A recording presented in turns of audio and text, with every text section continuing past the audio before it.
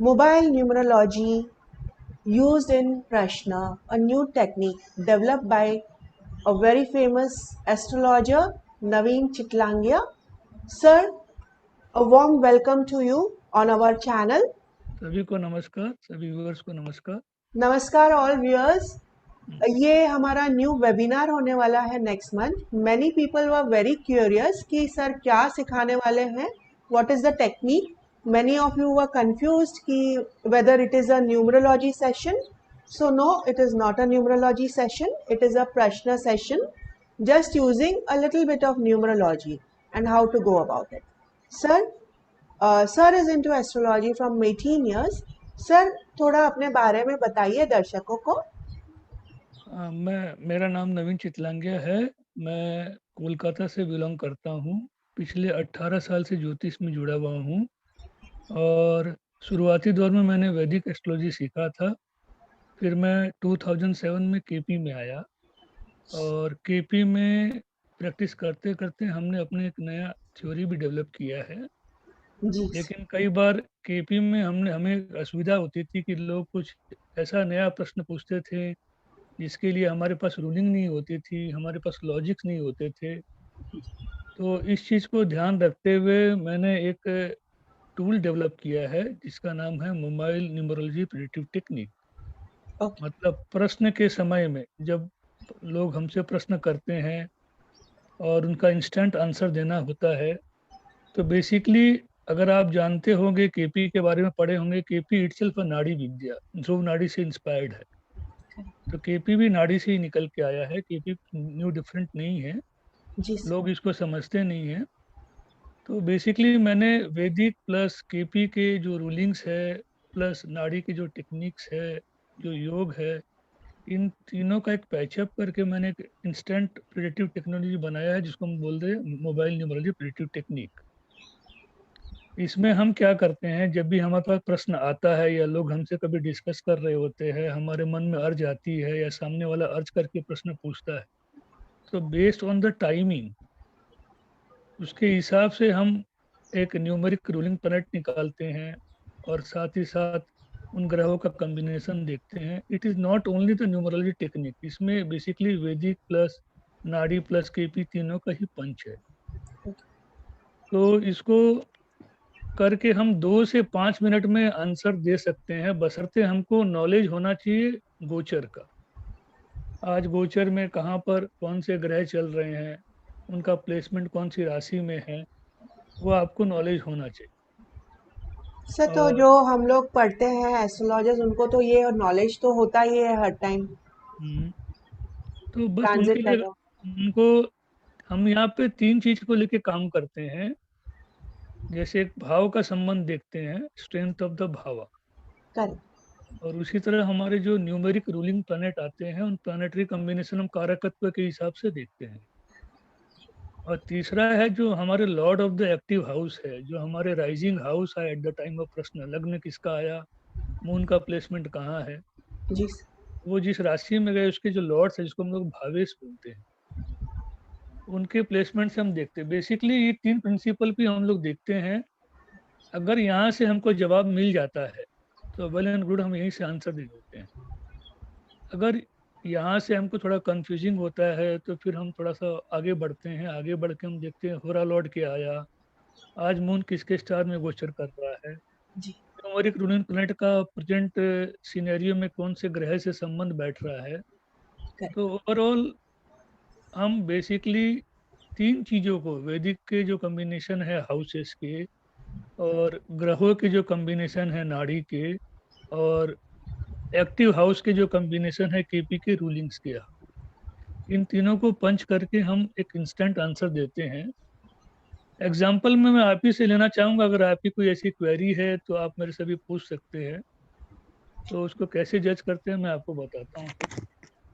Ji sir. Sir, I have a query regarding property. Hmm, so one question है कि एक property के ऊपर चल रहा है, तो हम्म। वो मैटर कब सॉल्व होगा, लाइक। हाँ, तो अभी जैसे आपने मेरे पे प्रश्न किया, तो अभी जैसे 11:27 हो गए। जी सर। 27 मिनट हो गए, तो हम यहाँ से सबसे पहले कैलकुलेशन करते हैं कि कौन कौन से एक्टिव हाउस है जी और उनका रिलेशन क्या है। तो मेरे हिसाब से, अभी मेरे थ्योरी के हिसाब से 12वां हाउस और यहाँ पर छठा हाउस एक्टिव हो गया है। अब छठे और 12वें में जो हम रिलेशन देखते हैं तो सेवंथ रिलेशन आता है, सम सप्तम आता है। करेक्ट। तो ये रिलेशन उतना इफेक्टिव नहीं होता है, 50% स्ट्रेंथ आप इसको मान सकते हैं।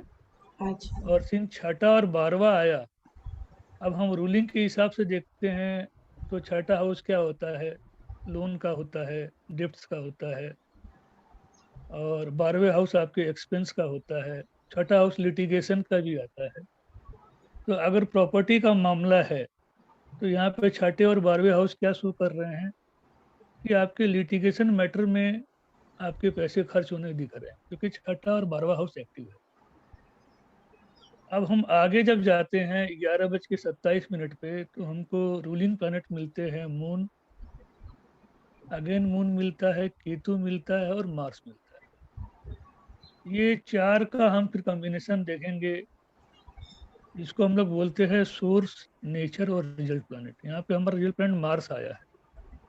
तो मार्स कहीं ना कहीं हमको ये शो करता है कि बिल्डिंग प्रॉपर्टी, या फिर यहाँ पर मून से क्या हम रिलेशन करेंगे, खर्चा। यहाँ पे खर्चा दिख रहा है। अब प्लानिटरी कॉम्बिनेशन में देखेंगे, मून, केतु और मार्स, ये तीनों एक ही फैमिली के ग्रह होते हैं। जैसे हम बोलते हैं ना, हमारे दो टाइप के फैमिली राइट ग्रह है। राइट एक राइट। सूर्य समुदाय के ग्रह होते हैं, एक शनि समुदाय के ग्रह। जी सर। तो ये एक ही फैमिली को बिलोंग करते हैं। तो यहाँ पे प्लानिटरी स्ट्रेंथ थोड़ा सा हमको सबका अच्छा। मित्रवत व्यवहार मिल रहा है। जी सर। अब चूंकि यहाँ पर मार्स भी है और केतु भी है, जी सर। तो अब हम प्लानिटरी पोजीशन में हम देखेंगे, अगर हमको गोचर याद होगा, तो हम देखेंगे कि अभी सूर्य और बुध धनु राशि में जा रहे हैं जी। और मंगल अभी एरीज में जा रहा है। मानो इनका रिलेशन सूर्य बुध से बन रहा है। बुध मतलब अगर नाड़ी से आप करते हो तो बुध मतलब प्रॉपर्टी भी मानते हो। जी सर। तो यहाँ पे प्लानिटरी सपोर्ट थोड़ा सम हाउ यहाँ दिखता है, लेकिन हाउसेस का सपोर्ट हमको उतना अच्छा नहीं मिला, क्योंकि एक सम सप्तम है और कहीं ना कहीं खर्चे, लिटिगेशन। सर हाउस, खर्चा तो होगा ना, अगर प्रॉपर्टी बाय करना है तो वही खर्चा है। हाँ तो तो खर्चा लिटिगेशन अगर। दिख रहा है ना, यहाँ पे लिटिगेशन भी आपको दिख रहा है। सिक्स जी। हाउस मतलब आपको पेपर वर्क कंप्लीट करके जाना है। ऐसा नहीं है कि आप वर्बली चले गए या किसी के बात करके प्रॉपर्टी खरीद लिए, क्योंकि हो सकता है उसमें टैक्सेस ड्यूज हो, बहुत सारे म्यूटेशन का प्रोसेस नहीं है, कहीं ना कहीं लिटिगेशन को दिखा रहा है। तो यू अच्छा। Have to take care. कहीं ना कहीं लोन का भी दिखा रहा है कि आप हो सकते हैं लोन लेके आप प्रॉपर्टी परचेज कर रहे हो। जी जी।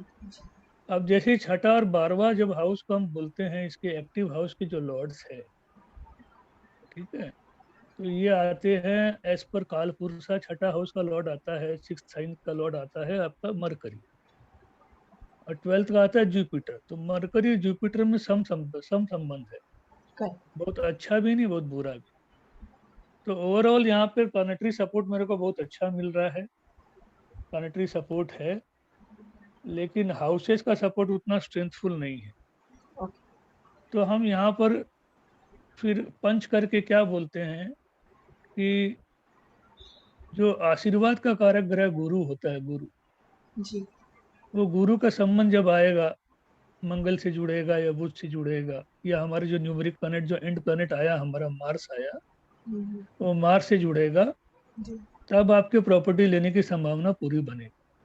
अच्छा। और तब तक आपको ये लिटिगेशन मैटर को सॉल्व कर लेना उचित है, अदरवाइज आपको ये प्रॉब्लम आए। बेसिकली जो इंस्टेंट प्रेडिक्टिव टेक्नोलॉजी हमारी है ना, ये यस नो में ज़्यादा क्वेरी करती है। जी। और टाइमिंग ऑफ इवेंट के लिए आपको थोड़ा सा डेप्थ नॉलेज होना चाहिए। आपको भाव का कारकत्व, राशि का कारकत्व, ग्रह के कारकत्व, इस पे कमांड होना चाहिए। सर तो क्या यहाँ पे लोगों को केपी आना जरूरी है, जो केपी ज्वाइन कर। आना जरूरी नहीं है, लेकिन आपको कम से कम ये तो मालूम होना चाहिए ना क्या रूलिंग्स है। हाँ हाँ, मतलब वैदिक रूलिंग्स, वाला कर सकते हैं ना, अगर हाँ उनको वो वैदिक वाले आराम से कर सकते हैं, लेकिन उनको रूलिंग मालूम होना चाहिए कि 12वें हाउस खर्चे का हाउस होता है, हाँ हाँ। चौथा हाउस प्रॉपर्टी का होता है, पंचम संतान का होता है। करेक्ट अगर करेक्ट। ये लॉजिक उनको क्लियर है, हम्म। तो वो कर सकते हैं। जी सर। बहुत ही यस नो की हाँ। यस नो की क्वेरी बहुत अच्छी मिलती है इसमें, अच्छा। सक्सेस रेशियो बहुत है।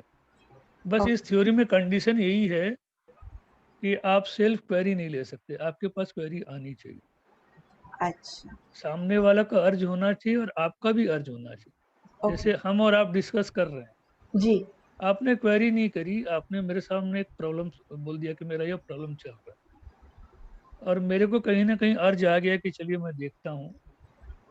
तो यहाँ पर ऐसी स्थिति में जब तक अर्ज सही नहीं होगा, आपके परसेंटेज विनिंग के कम हो जाते हैं।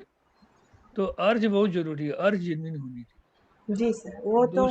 दूसरी जो ये टेक्निक है, इसके लिए वर्ल्ड में आप कहीं भी चले जाओ, एक ही कंडीशन अप्लाई होगा, इसमें प्लेस का कोई इन्वॉल्वमेंट नहीं है। ओके। ओवरऑल लॉट का भी हमारा जो नियम है वो एक सिंपल नियम है, और ऑल ओवर वर्ल्ड में कहीं से भी आप प्रश्न करो, उसमें प्लेस का मैटर नहीं करता है। अच्छा।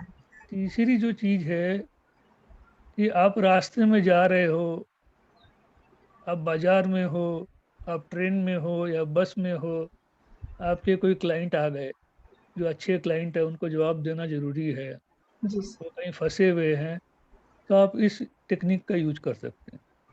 यहाँ से आपको बहुत अच्छा रिजल्ट आपको मिलेगा। जैसे कई बार मेरे को क्लाइंट पूछते हैं, मैं कभी समहाउ बिजी रहता हूँ, रास्ते में रहता हूँ, तो मैं उनको इंस्टेंट आंसर देता हूँ इसी टेक्निक से, कि ये प्रॉपर्टी खरीदना ठीक होगा कि नहीं होगा। तो कुछ भी तरह की क्वेरी हो, गेम्स की क्वेरी भी बहुत आती है, जी। लेकिन गेम्स में लोग भटक जाते हैं क्योंकि मिसयूज करते हैं ना। करेक्ट। जहाँ चीज़ों का आप मिसयूज करोगे, वहाँ पर आपकी विनिंग प्रोबेबिलिटी खत्म हो जाती है, सक्सेस रेशियो खत्म हो जाती है, क्योंकि कहीं ना कहीं आप ज्योतिष के साथ कहीं ना कहीं मजाक कर रहे हो। राइट। तो क्वेरी आपकी जेन्युइन होनी चाहिए फर्स्ट ऑफ ऑल, और आपको भी अर्ज आना चाहिए। जी सर। और तीसरी बात ये है कि जब हम स्टूडेंट को सिखाते हैं, तो कई बार वो सॉल्व नहीं कर पाते कि सर मेरे पास इतने बजे क्वेरी आई थी, मेरा तो ये ओपिनियन है, तो मेरे को तो समझ में नहीं आ रहा, आप गाइड करिए।